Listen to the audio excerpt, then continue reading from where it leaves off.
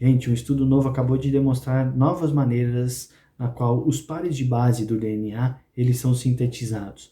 Vamos dar uma olhada nisso aí juntos.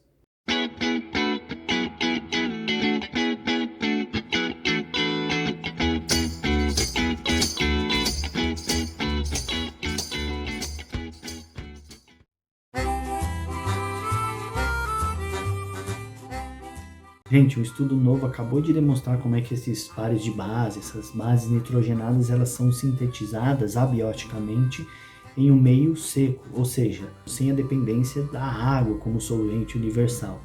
E sem, obviamente, a catálise enzimática, que é característica da biologia moderna, né? Então, vamos dar uma olhada nisso junto, que tem uma importância muito grande para a gente entender um pouquinho melhor a origem da vida. Se liga aí.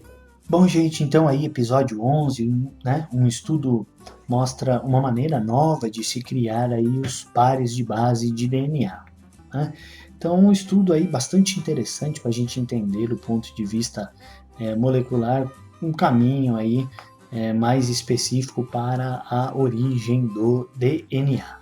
Então, só para vocês terem uma ideia, o estudo está apontando aí que os pares de base característicos do DNA, eles podem se formar numa condição de aquecimento a seco, ou seja, o experimento foi feito sem a necessidade de água, não se utilizou qualquer tipo de solução aquosa ou solvente universal, né? Não precisou utilizar.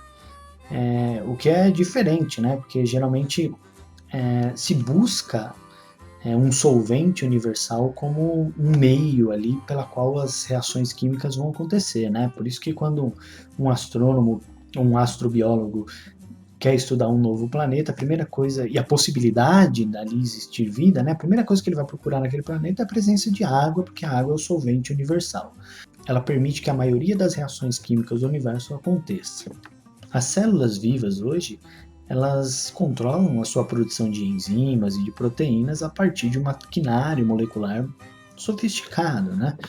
Mas os primeiros blocos de construção moleculares aí da vida, eles provavelmente foram criados dentro de uma condição de química pura, né? Não existia enzima, não existia célula, então para a gente entender a origem da vida, a gente tem que entender, ou a origem do DNA, nesse caso, a gente precisa entender quais são as condições ou quais são os mecanismos que permitem essas ligações.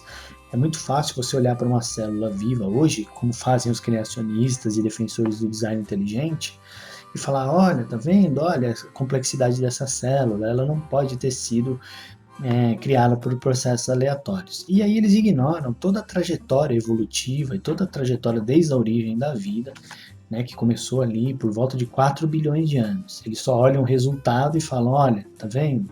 É complexo.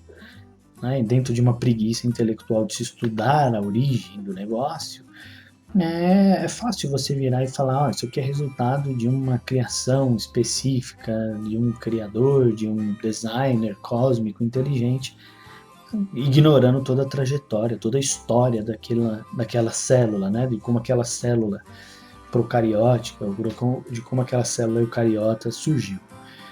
Né? E aí a gente não está aqui para ficar batendo palmo para esse tipo de pensamento absurdamente não científico, anticientífico, negacionista e pseudocientífico. A gente está aqui para entender a origem da vida, usando critérios e usando artigos científicos. E pensando nisso, né, o estudo que vou trabalhar aí com vocês, vou divulgar aí para vocês, investigou a formação justamente dessas nucleobases e como elas atuam como unidades de reconhecimento molecular no DNA, né, no nosso DNA. Então, o estudo ele foi feito pelo DESI, que é uma sigla, né, de Deutsches Elektronensynchrotron, é um síncroton, né, que estuda partículas, né, alemão, e o artigo que eu estou usando é esse aqui, ó, DNA Specific Selectivity in Pairing of Model Nucleobases in the Solid State.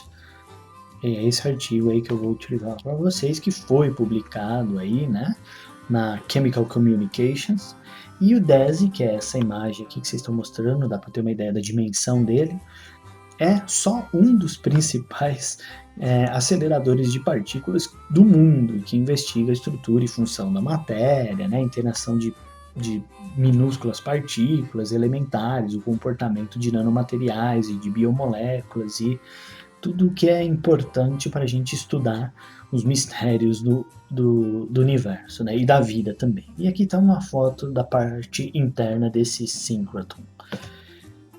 Só para a gente lembrar, então, aí refrescar um pouquinho da nossa memória, aí está um nucleotídeo, né?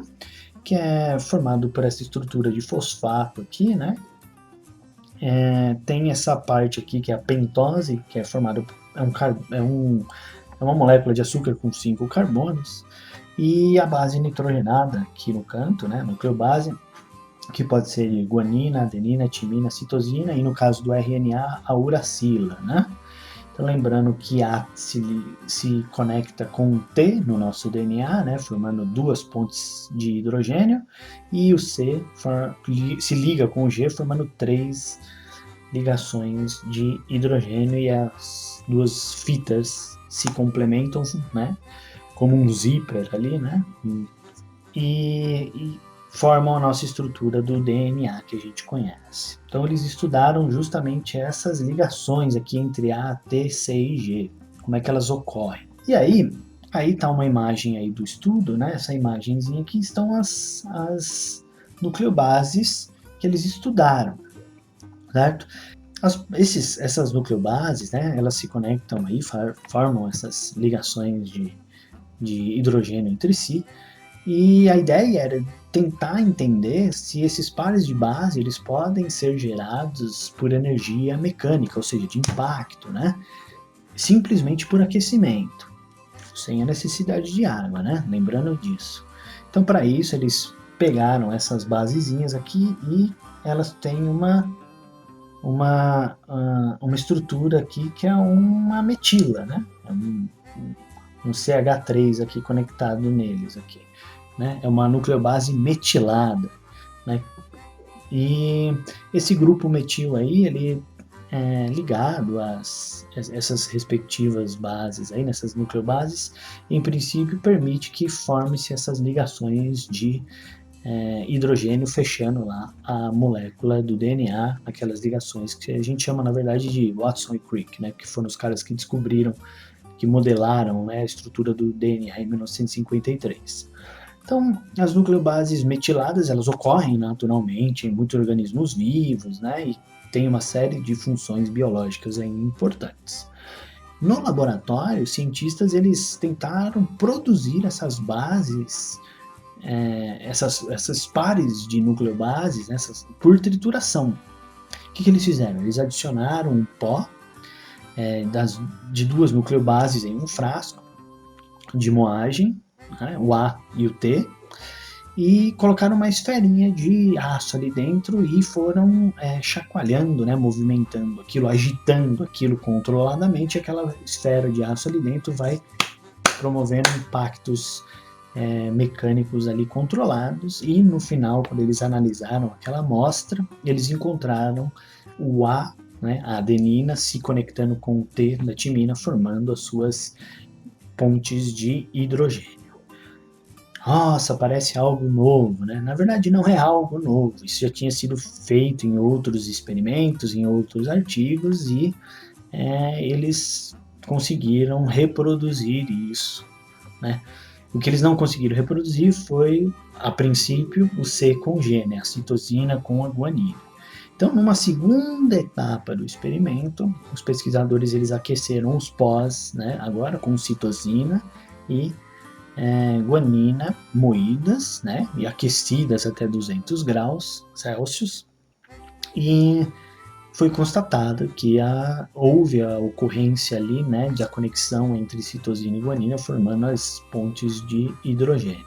Então, para testar se as bases apenas se formam com os pares conhecidos em condições térmicas, a equipe reproduziu aí o experimento misturando as 4 nucleobases e foram aquecendo aqui gradualmente, né, 30, 100, 150 e 200 graus Celsius. Quando chegava a 100 graus Celsius, ocorriam as ligações entre adenina e timina. E aí, quando ia aquecendo mais, chegava por volta de 200 graus Celsius, ocorriam as conexões entre guanina e citosina. Nenhum outro par de base, nenhum outro tipo de conexão aconteceu, mesmo quando eles aqueceram mais do que 200 graus. Né? Eles chegaram a aquecer algumas vezes a solução, ou aquele pó a mais de 200 graus Celsius, o material até, o pozinho sólido até derretia, né? Entrava em ponto de fusão, mas não ocorria a formação de outros pares de base ou ligações de outros tipos. Ocorriam somente A com T e C com G, o que é bastante interessante e permite a gente entender a formação da estrutura molecular, né, que é responsável hoje pela hereditariedade das características da vida. Então, a conclusão aí do estudo é que os resultados indicaram uma possível rota alternativa, né, de padrões de reconhecimento molecular que a gente observa aí no DNA e como ele poderia ter sido formado. Então, as condições do experimento são plausíveis aí para uma Terra primitiva, então pressupõe que esse tipo de coisa deve ter acontecido na Terra primitiva, porque não é uma estrutura tão complexa de se estabelecer, são simplesmente pontes de hidrogênio. Então qualquer região quente, fervilhante, próximo de vulcões, né, com atividade de terremotos e impactos de meteoritos, né, que impacto mecânico, e outros tipos de eventos aí na Terra primitiva que devem ter contribuído muito com o material molecular que está relacionado à nossa vida ou à biologia moderna a partir do DNA que a gente conhece. Né? Bastante interessante esse artigo, quem quiser dar uma olhada, então vou deixar aí na referência o link para que vocês possam puxar o PDF e dar uma lida caso tenham interesse. Bom, gente, espero que vocês tenham gostado do vídeo de hoje. Se gostou, não esquece de se inscrever no canal, ativar o sininho, não se esquece de dar um like, compartilha aí com a galera. Se puder, visita o nosso blog aqui embaixo, que é bastante interessante, atualizado todos os dias. Então, sempre que você entrar lá, tem um texto novo de divulgação para a gente conhecer um pouquinho mais do universo da ciência. Então, dá uma força aí para a gente, principalmente nesse momento onde existe uma onda negacionista, de anticiência, de pseudociência varrendo o país. Dá uma força aí pra gente, dá uma força pra ciência. Lembre-se que você também é divulgador de ciência e ajuda aí a compartilhar conteúdo científico. Então, um abraço a todos e até o próximo vídeo. Falou!